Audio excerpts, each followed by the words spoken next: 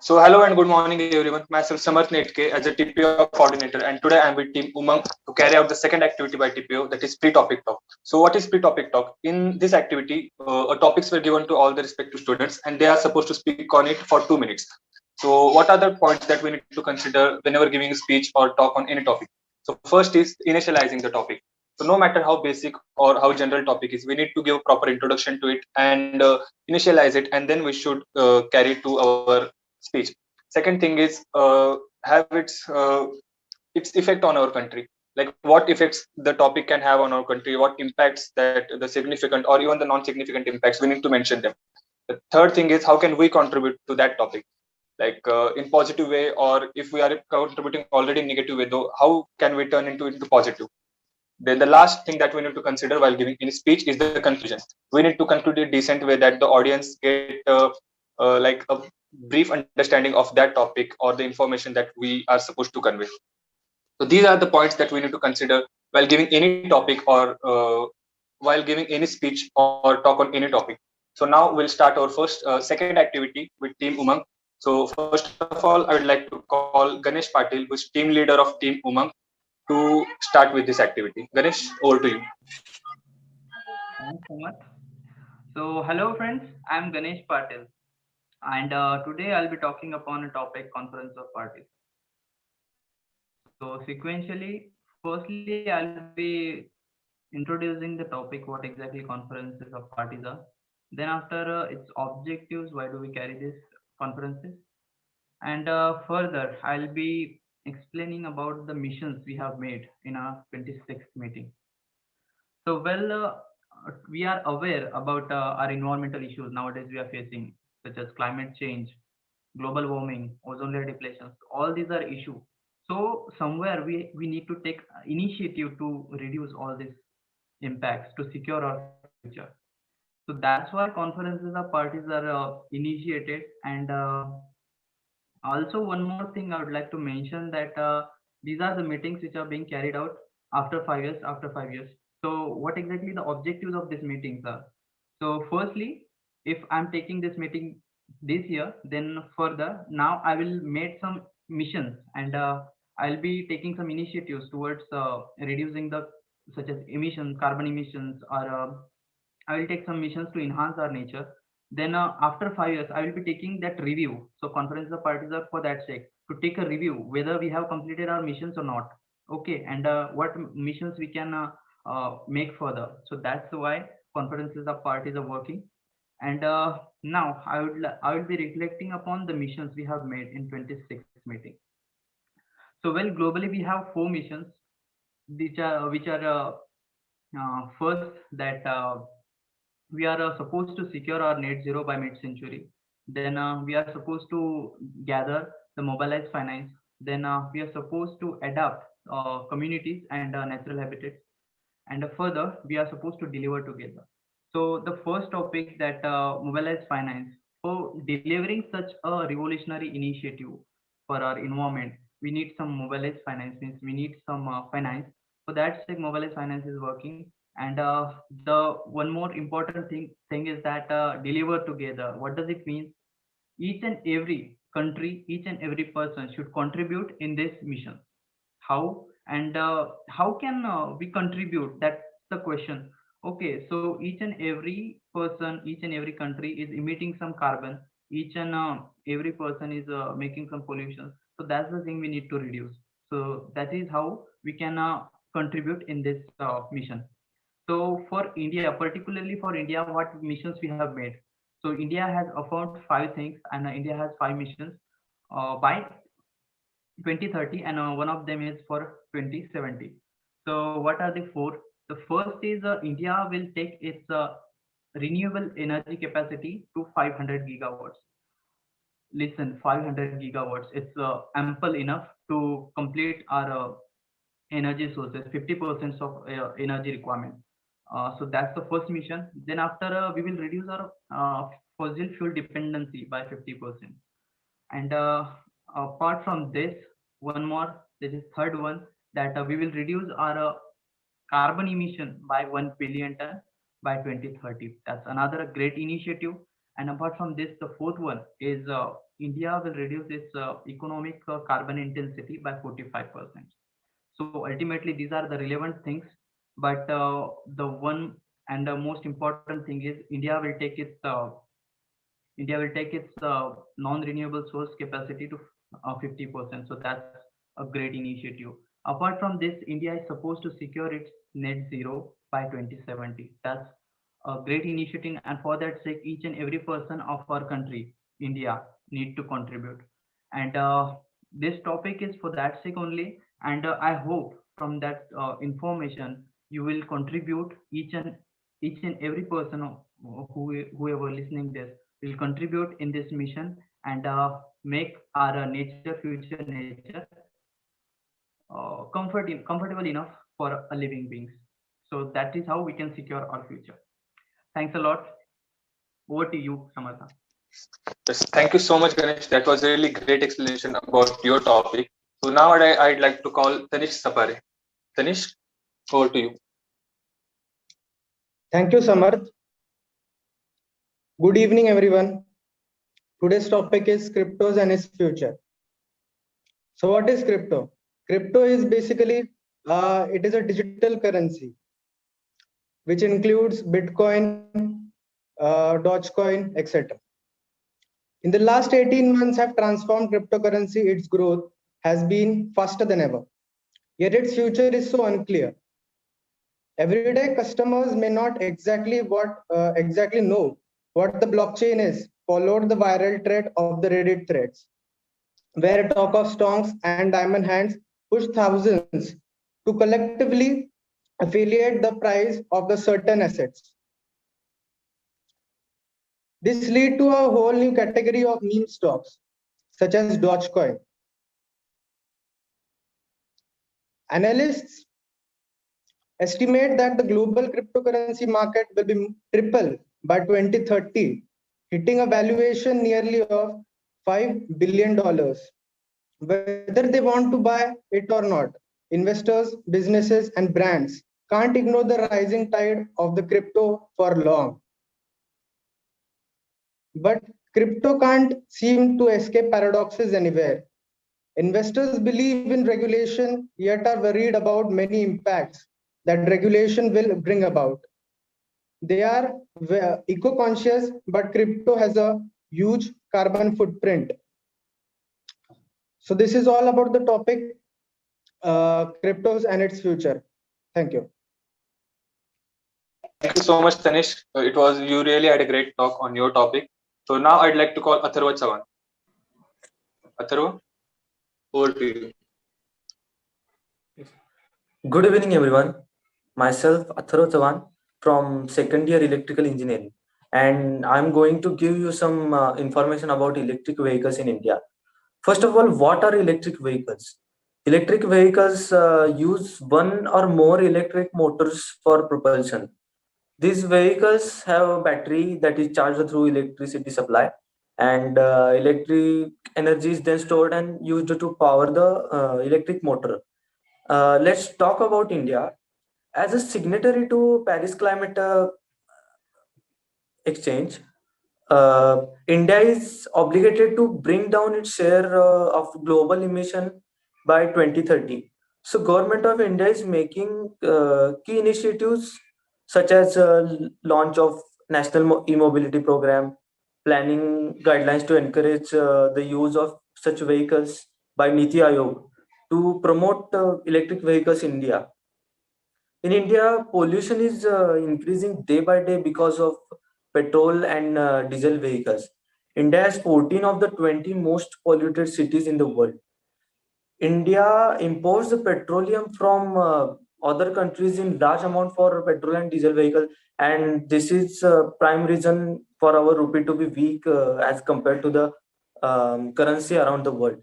But electricity can be produced in India, so it is key point for electric vehicles and also for Indian rupee. Now, people from India are taking interest in buying electric cars instead of petrol diesel cars. That's why the number of electric vehicles are increasing in India per year. Government of India is taking initiative towards electric vehicles, And also, state governments are providing subsidies on the purchase of electric vehicles. Seven states from India have invited the biggest electric vehicle manufacturer in the world, which is Tesla, to start the plant in their states. I read in newspaper that Maharashtra government announced that all the government cars should be electric from now. We can see that India is entering in the new era of electric vehicles, and this is what I wanted to share with you. Thank you so much.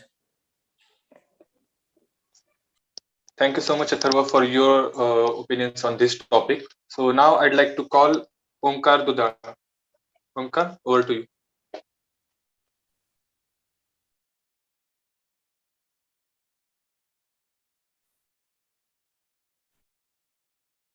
Hello, my name is Omkar. Today I am presenting the topic cashless society. Cashless society describes an economic condition where all the financial transactions are done without money. Cashless society has its name from ancient times, such as barter method and other methods of exchange. In modern life, these are replaced by credit cards, debit cards, and mobile payments. Also, there is a digital currency such as Bitcoin, cryptocurrency. There are many advantages of cashless society. Cashless transactions reduce the corruption, which is a major concern of poor economy by reducing the black money. It is also eco-friendly. It reduces the use of paper, which are made from trees. Transaction speed has also become faster. It has reduced the risk of being stolen and robbing. Also reduced the transmittal diseases via cash. Nowadays, corona is spreading a lot. There are some minor disadvantages of cashless society. People lack privacy. Uneducated people can't handle it. Many digital frauds are increasing day by day. Besides all these concerns, use of cashless transactions is increasing day by day due to digitalization, which is included. Okay, that's it. Yes. Thank you so much, Omkar, for your views on this topic. Now I'd like to call Pratik Pisar. Pratik, it's over to you. Good afternoon, everyone. Today I am talking about Smart City Mission. Our Prime Minister Narendra Modi launched a mission of Digital India in which he focused to develop the cities into smart cities. His vision is to come with 100 smart cities all over India to help the development of the country. The main objective or motive for the project is to improve the lives of the citizens of the city and to upgrade the city in terms of technology. The main objective is infrastructure, health and sanitization and transportation. If the city gets involved, then it would be a major for the country, as an industrial sector would be developed, which will be result in increased employment opportunities and a rise in the economic and financial condition of the country. This project is led by the Ministry of Urban Development. The Smart City Mission is to re-establish the urban areas in terms of better education, better health facilities, and an educated population with an improvement in the cities. The GDP of India is also rise, and more countries will be interested in collaborating with India for business opportunities. The major objective of the mission is to supply electricity and good amount of water supply to every house, along with providing services with proper roads and health faculties, increasing the security of the citizens, promoting the proper vehicle and parking faculties, good administration, and much more. As the smart city mission is so vast, there are some setback in this project. The funds are not to the contribution of the leaders and other minister is absent, limited skilled labor, and many other problems. But India's public authority is trying to best to get the project back on track, so that it will be improve the lives of the citizens in the country and also improve their satisfaction. Thank you. Thank you so much, Pratik, for your speech on this topic. So now next, I would like to call Tejas Turpe. Over to you. Hello everyone, I am Tejas Taipe. Today I speak upon the education in India. Education can make people easy to lead but difficult to drive. This is a true that without education, a man is shed better than an animal. Thus, true education is the drawing out of the mental faculties, and it is essential for leading a happy life. The Indian education system is the quiet and old education system that still exists. It has produced so many genius minds that are making Indian proud all over the India. However, while it is one of the oldest systems, it is still not that developed when compared to other which are in fact never. Advantage of education in India.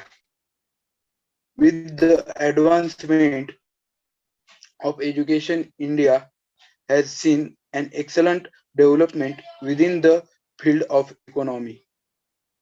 Problem of education in India. Lack of education is a fundamental problem in India, and the state of the Indian government school is a clear illustration of this school.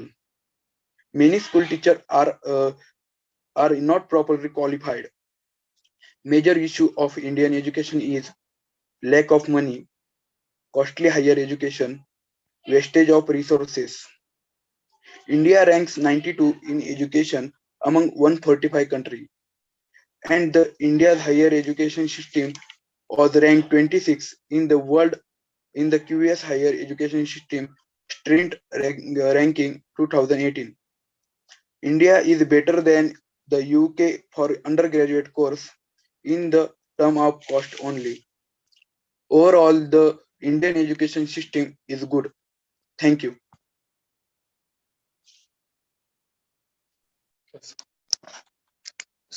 Thank you so much, Tejas, for your views on this topic. So now next, I would like to call Omkar Harole.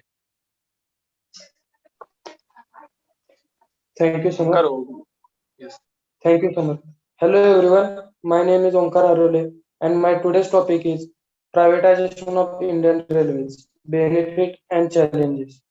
Very first, Indian government has made privatization of Tejas Express, and now government is planning to hand over operation of 150 trains and 50 railway stations to private operators. Indian Railway deserves credit for serving largest democracy in the world, but it faces criticism in the case of aspects like service, catering, and punctuality. Also, repeated railway accidents has further raised question on government ownership of Indian Railways. Therefore, long privatization of Indian Railways has been projected as a possible solution of this issue. There are benefits of privatization, as privatization will lead to the better infrastructure, which would turn result into the better and improved facilities for travelers. Currently, Indian Railway is spoiled by mismanagement in the form of stinking washrooms, lack of water, and dirty platforms. It is expected that private companies will ensure better facilities. Also, improvement in the quality of service has to be matched up with the charges. However, this issue can be resolved when private players are allowed to enter the sector. Privatization will lead to the better accountability and monitoring, which will keep check on the rising railway accidents. Uh, Also, privatization will make better infusion of modern technologies and capacity building of Indian Railways. As there are advantages, there are disadvantages of privatization. Privatization of railway would mean railway will become profit-making source, as it lead to the elimination of railway routes which are less popular. Also, hike in the railway charges would render out of reach for low income groups.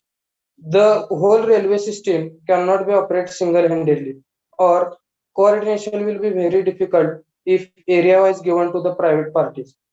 And the major disadvantage of Indian privatization of Indian railways is impact on Indian economy. As Indian Railway is a backbone of Indian economy, it provides low fare trade for agriculture and industrial transportation.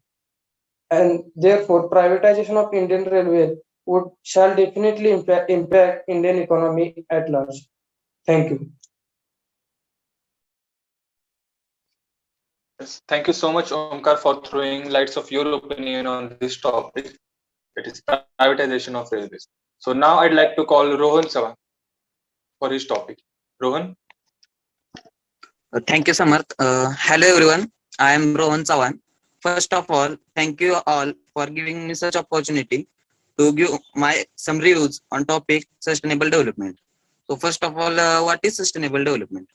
So, sustainable development can be defined as mean of utilizing resources for the purpose of meeting human needs, while still being conscious of bigger picture that the conservation of environment to bequeath the future generation with the same resources, so that they also meet their needs without depleting these natural resources. It is also called as Satat Poshniya Vikas in Hindi.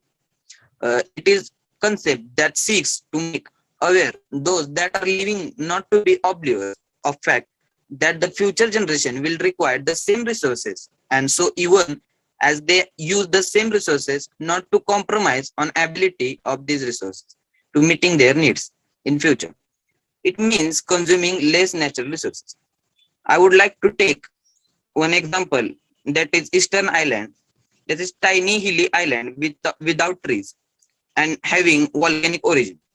It is widely believed that this island almost causes self-destruction by cutting the native palm trees, leading to extinction of any flora, thus triggering string of environment. They cut palm trees with abundant, which form they use to get firewoods for cooking and also for industrialization. They also need space for agriculture activities. This is how Eastern Island walk towards self-destruction. It is such experiences that we should use to secure our future and that of our children's children. Otherwise, we will also prepare for another disaster. We can't forgive Eastern Island and many other countries as an example, and we should alert for this, and especially in 21st century. Now, I I would like to focus on how to protect this forest and use of petrol and other natural resources. I can only recommend that making sustainable development. In reality, it is not a rocket science, but it is not also easy. It requires the cooperation of all of from government, NGO, peoples, and our society. So we all should educating all about industrialization, which is should not be done in expense of future. So thank you all for listening me, and I am sure that we all should get stand for environment. Thank you. Sure, Rohan. Thank you so much for your talk on this topic. So now I'd like to call Vishal Pawar. Vishal, over to you. Thank you, Samarth. Myself, Vishal Shivaji Power from second year electrical engineering. Today, on this occasion, I am going to tell you some information about biological warfare. So, what is biological warfare? Biological warfare, also known as a germ warfare. Germ warfare is the use of biological toxins or infections agents such as bacteria, viruses, insects, and fungi with the intent to kill, harm, or incapacitate the human life, humans, plants, animals, and other living organisms as an act of a war. Biological weapons are living organisms produced in any type of lab. They are some type of some viruses which are not universally considered alive alive. Logically, warfare is a subtype of biological warfare. Biological warfare and chemical warfare overlap to an extent as the use of toxins produced by some living organism is considered under the provisional of both the PWC and the chemical weapons. Toxins and psychochemical weapons are often referred to as mid-spectrum agents. Unlike bioweapons, these mid-spectrum agents do not reproduce that their host and are typically characterized by shorter incubation periods. It is important to note that most classical and modern pathogens can be obtained from a plant or an animal by a shorter incubation by a natural infected sorry animal which is naturally infected. In the largest biological weapon accident known, the anthrax outbreak is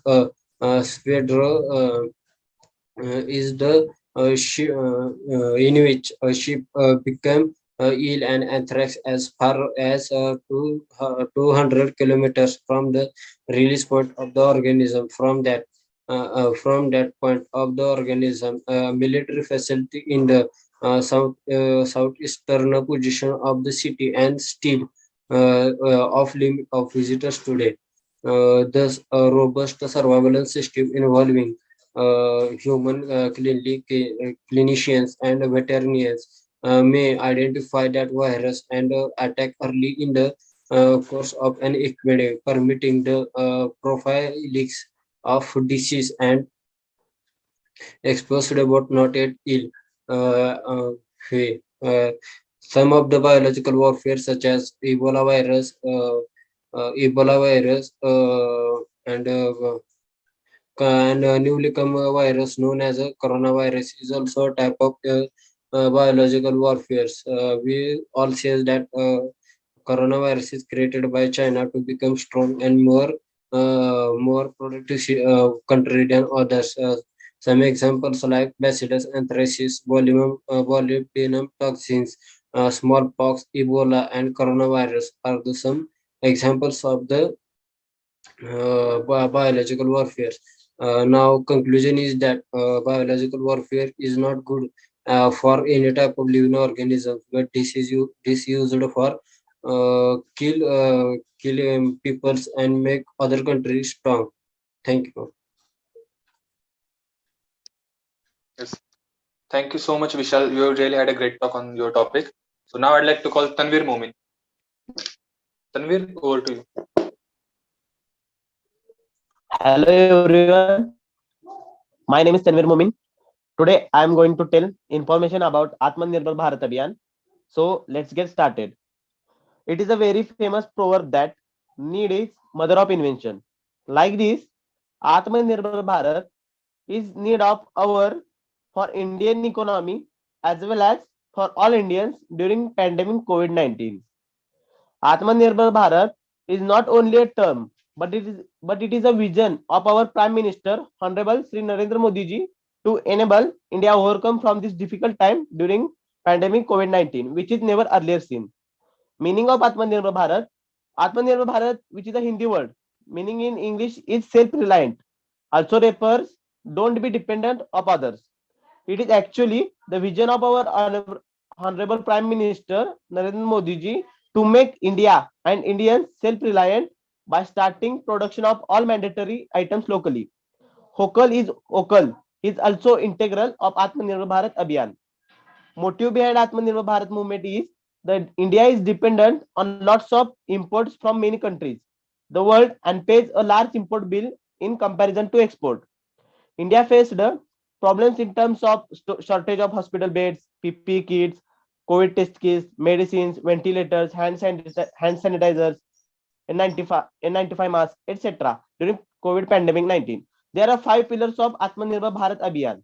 That is first, economy; second, infrastructure; third, system; fourth, vibrant demography; fifth, demand. Impact of Atmanirbhar Bharat Abhiyan is that it can be seen that from zero production of personal protection equipment, that is PPE kit, to Today, India has created a capacity of locally producing more than 2 lakh PPE kit. Long-term benefit of Atmanirbhar Bharat Abhiyan is that it prompted various innovations and new products development in India. By this, import will decrease and export will increase. Thus, the long run or trade difficulty will reduce. This program will help in achieving 5 trillion economy vision of Indian government. Okay, that's the views of me on Atmanirbhar Bharat Abhiyan. Thank you.